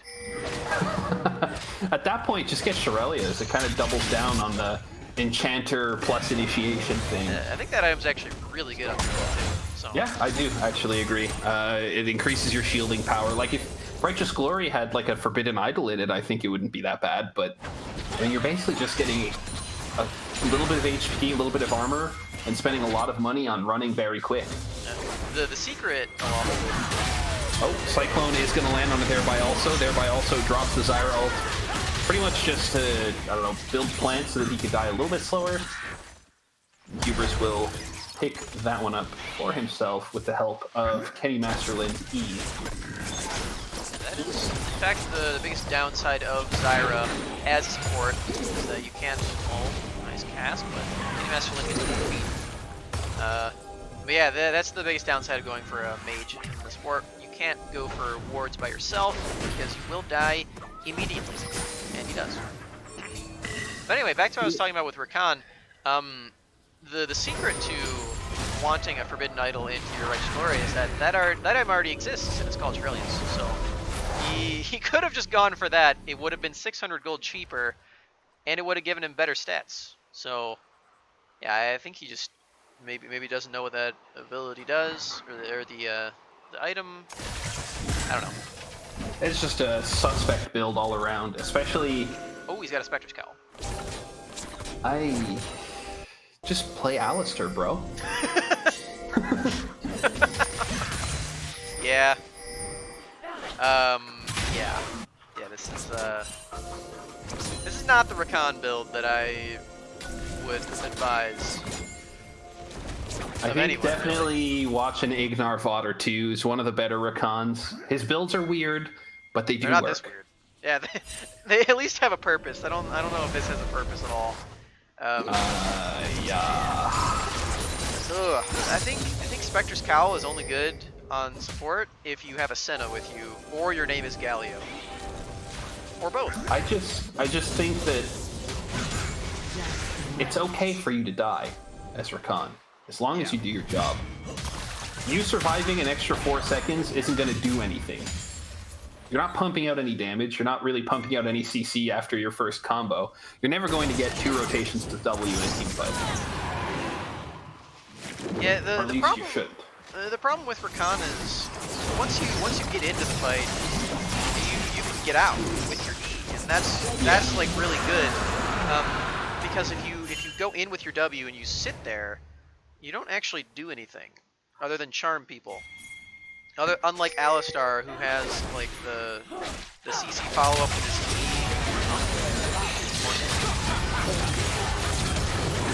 Yeah, we will see a pair of Cyclones landing onto each other. Rush high tempo will take down Electrocute. Here comes Kenny Master Lin. He says, "It's my turn." and he dashes in. He's going to get, actually not taken down. Huge team fight here for Oasis. Revenant to come back into it. I think BBC is completely fluffed the way to win this game. Wow. Hubris is going to potentially take down High Pure Acid. High Pure Acid is going to use the Winter's Assault, or the Arctic, or whatever it is, to get out of there. Wow. Hubris is chasing this one down. He does have the decoy, cannot quite land the damage to take it out. And now Oasis turns on to Baron. One of those things where Oasis Revenant are going to go back and watch this VOD and be like, who's laughing now with the Rakan build, casters? I imagine that's how K-Master is. They are going to start the Baron. Your assets here. Get in on this. This could be a miracle steal. I give it about a 1% chance he gets in the pit. Yeah, he just gets knocked up about 450 times. Yeah. Cyclone's pretty good, turns out. And Hubris is going to do that twice in that fight, and twice in the previous fight as well.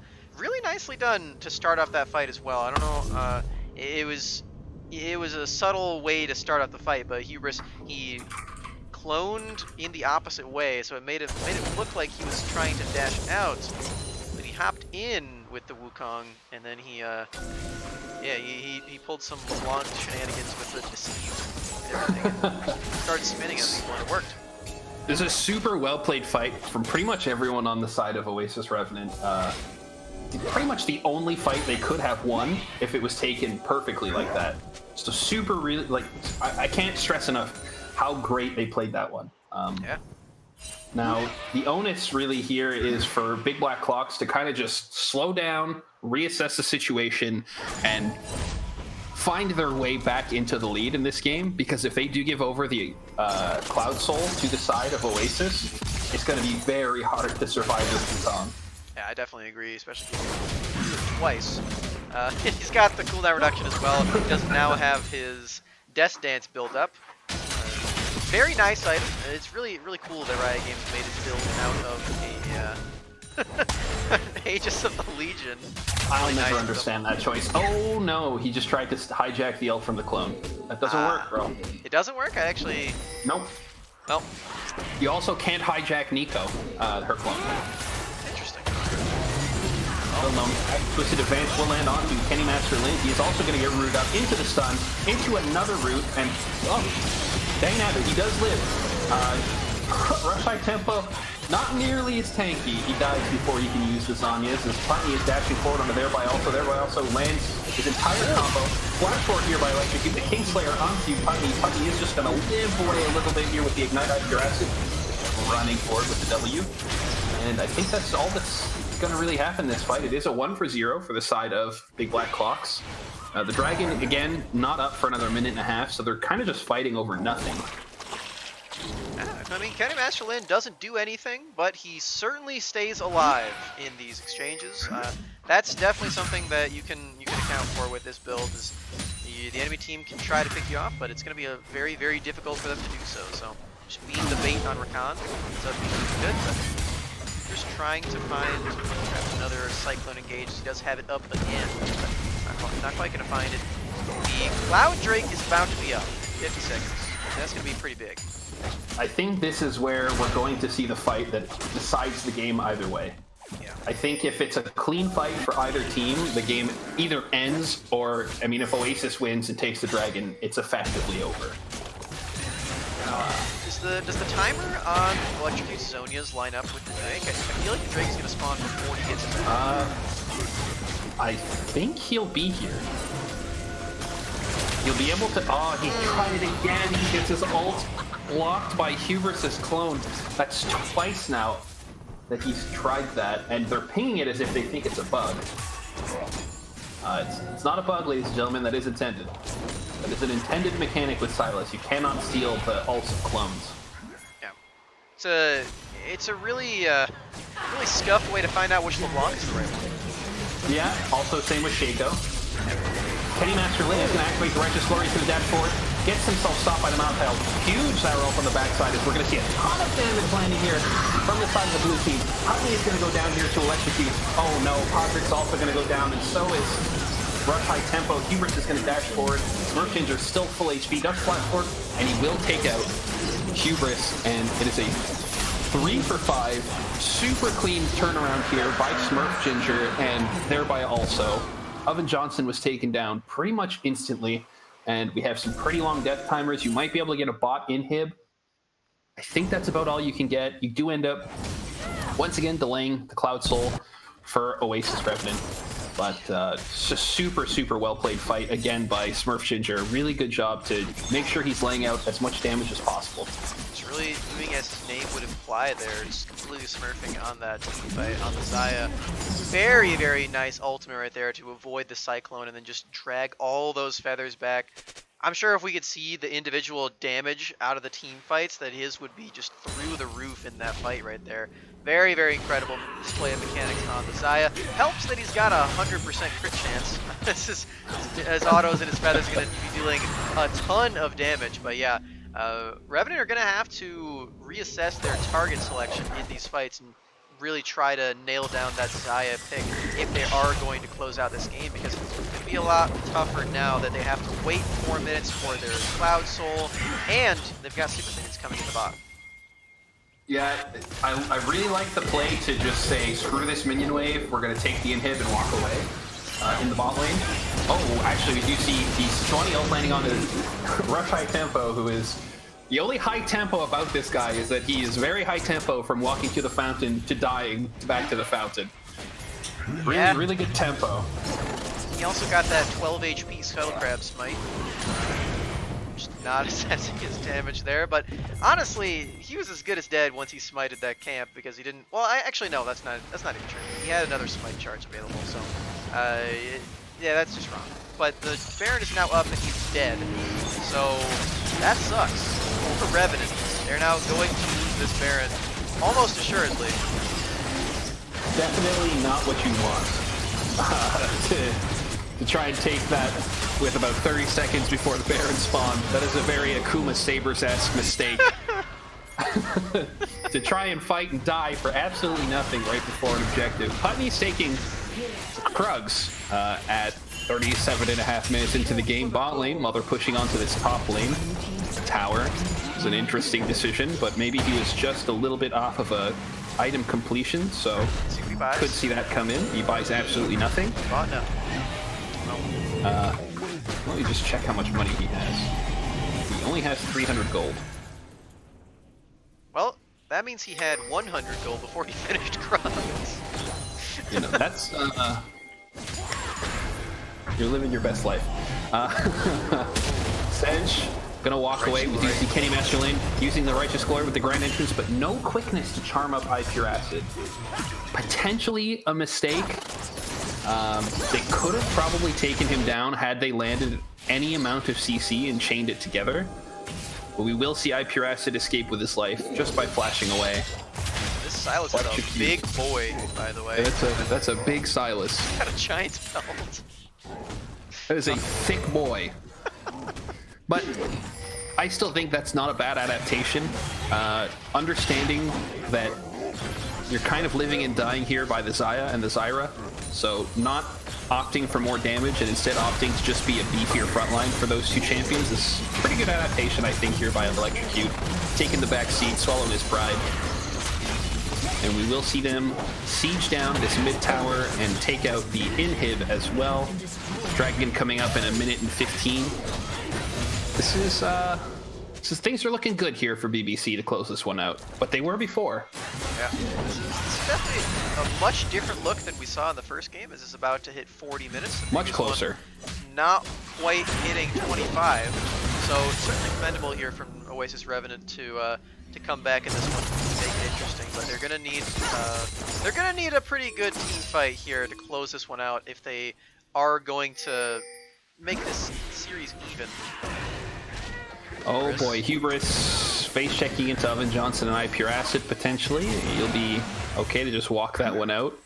If Kenny Master Lane goes in on Maokai here, I'll be very upset. Okay, thank God. Just honestly, you can't kill him. Just let him walk away, fellas. Oh my God, big damage landing onto the side. She does get one hit here. She's gonna come back up with the Guardian Angel. Electrocute dashes forward, takes out Podrick with the Kingslayer. Rush High Tempo also taken down. Kenny Master Lin taunting everyone up and running through the entire team, but Hubris, 10 HP, is going to be taken down by Pure Acid with the blue smite. As he says, sit down, monkey. It is my turn to play. And again, that's a 3-for-0, and Big Black Clocks are going to take this one. The series 2-0 is a bit of a surprise, I think. Well, maybe not. I don't know. I don't really watch Saturday Division all that much.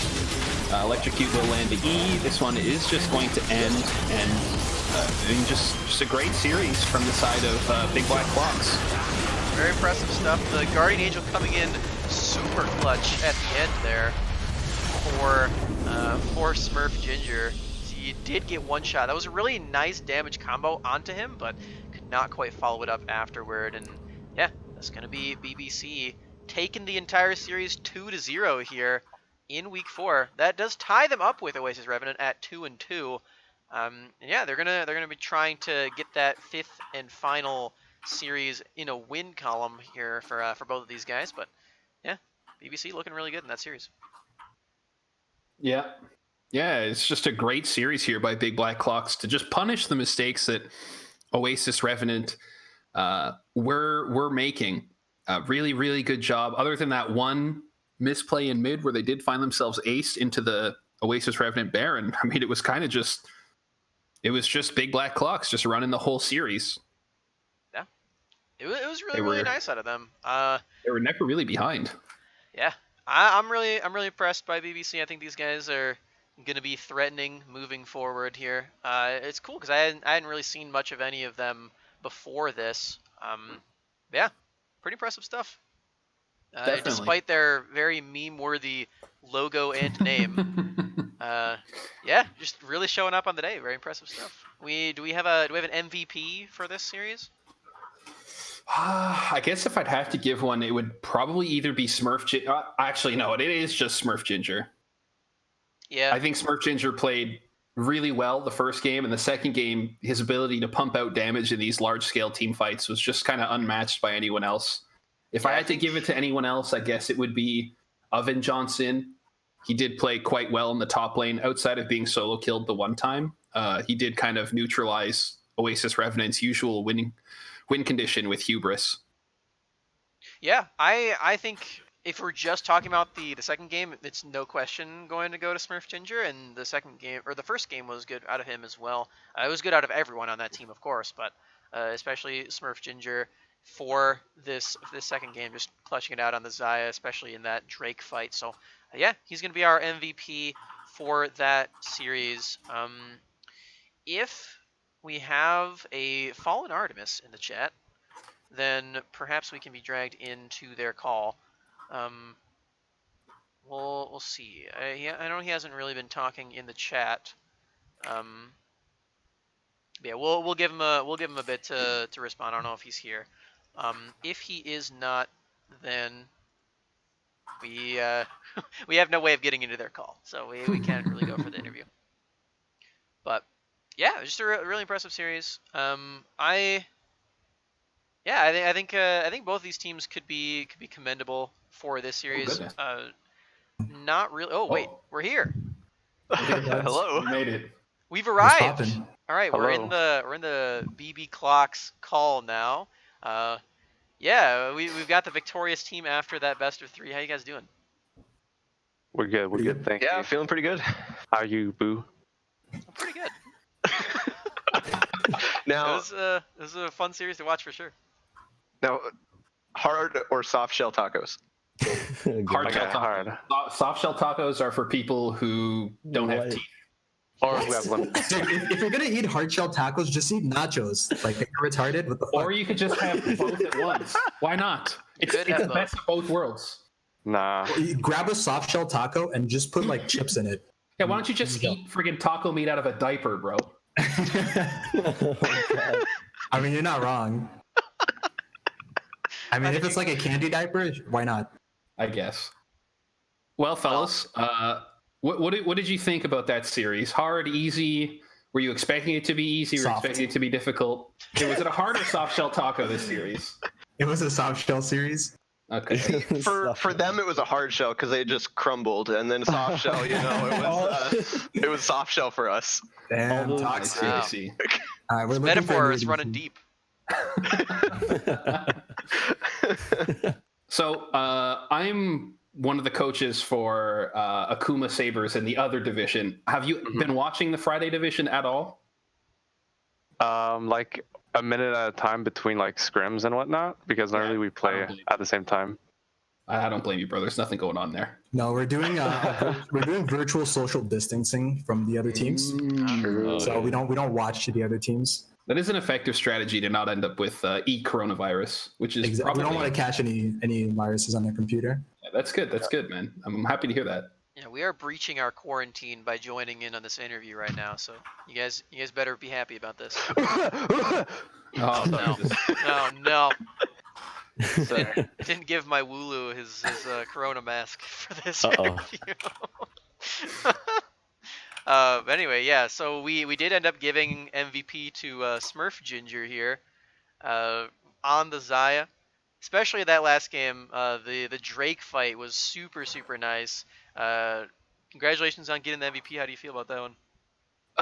Thank you. Yeah, it feels good, but That might be the first thing you it's do on I'd say it's very easy when you've got a Maokai and a Sejuani to play ADC, because Don't forget about support Silas. so Silas is that deadbeat dad that promised to get the bag of milk and never came back, you know? Bag of milk. Okay, that's how you can tell where he's from. Cool. I will have to say though, my second MVP vote went to Oven Johnson. Hey. Really well played top lane. Hubris is no slouch, and you kind of just neutralized him entirely both games. So that was I don't really well know. played. I mean, I feel like game one he made some like early mistakes that let me punish him really hard, but Died the tower.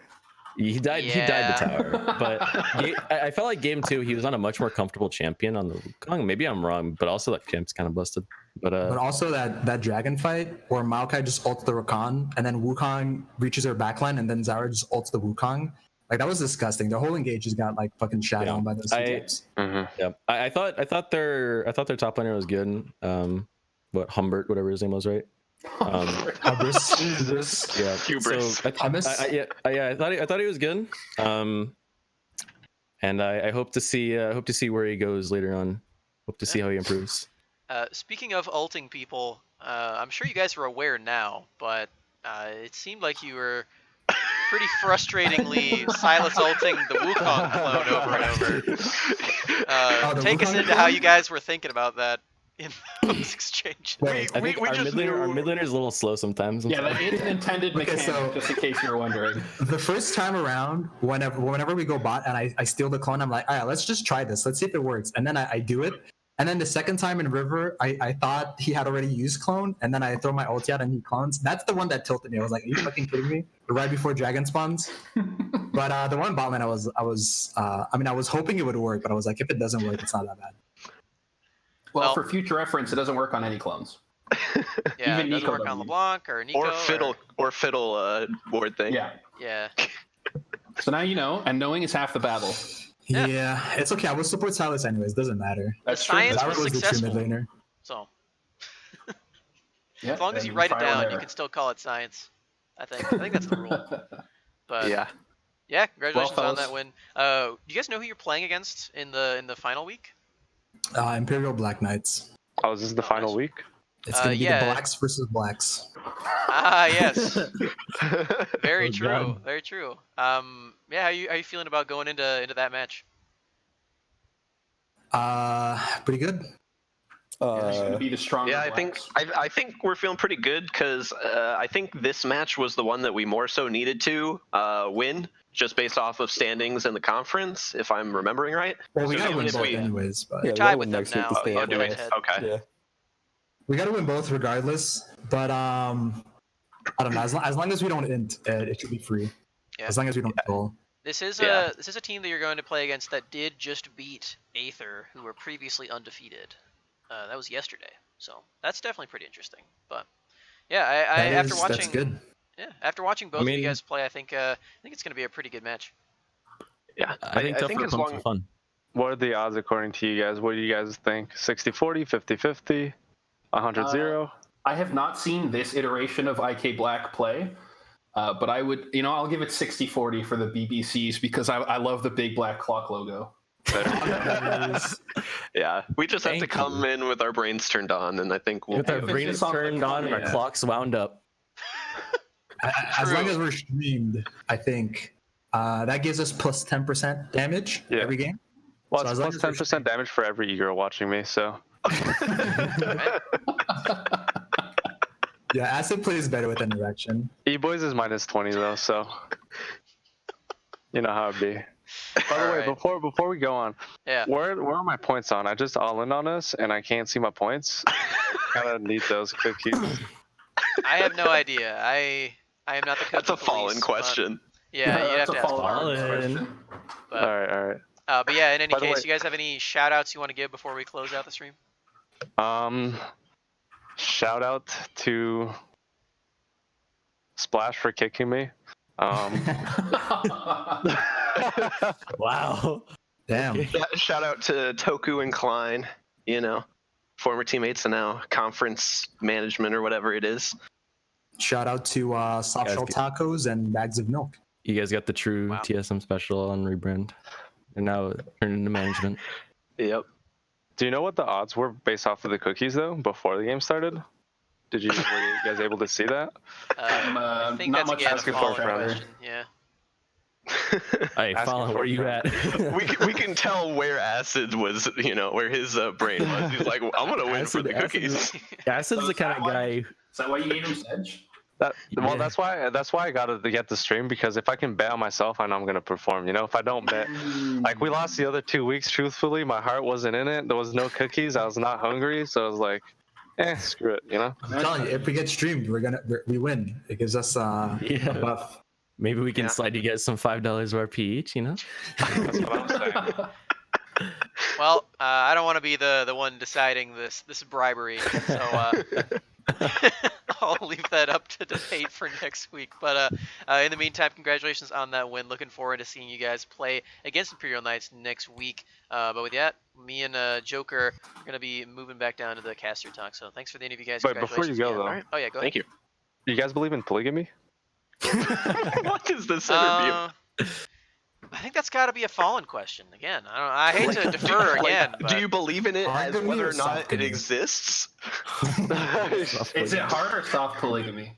Yeah, that's what I'm saying. Like, would you accept? What I'm saying? Do you like? Shall I take you out to a virtual day? Is that what we're doing here, or? Well, I have to social distance myself from this one. I'll talk to you guys later. All right. Yeah, I'm legally obliged to abstain from answering this. So. All right. Talk to you guys later. Later. Okay. Jesus Christ. All right, let's close out the stream. Thank you guys so much Oh, for boy. tuning into this one. This was a banger. BB Clocks, Oasis Revenant here. I don't know how many teams are getting into the playoffs or whatnot, but I'll show up to cast it and do that kind of thing when it shows up and everything. But yeah, thanks for tuning in. We've got our Twitter and Twitch plugs on the stream now. If you want to Hog. check myself and or Joker out, those are there for the perusing on the stream now. You got any final thoughts here? I'm excited for the battle of the big black clocks versus the Imperial Knight Black. It'll be a dark matchup, but a matchup worth watching nonetheless. Yeah, I agree. Shout out to Akuma Sabres. We of course Don't shout those dogs out. They don't deserve it. They haven't earned it. They lost 2 weeks in a row now. They did do that, but I am still Akuma biased. So True. I'm still gonna shout those guys out. Specifically Mouse Dixie here because he's asking for it. And I think Fails was here too. I don't know if he's still here, but shout out to Joey, great guy. Great guy. Yeah. I don't know. I don't have too much else to say. Thank you guys for tuning in. Be sure to check Hard out. shell tacos, baby. Yep. Be sure to check out Hard Shell Tacos and Sugar Free League next week. It's gonna be back 8 p.m. Eastern Time on Friday and Saturday for next week, and that's gonna be the final week of the regular season. After that's gonna hop into the playoffs, which again I don't really know what the format of that is. So We'll see as we go along. But for now, thanks for tuning in. We're going to close out the stream now. Have a great night, everyone. See y'all next time. Bye bye.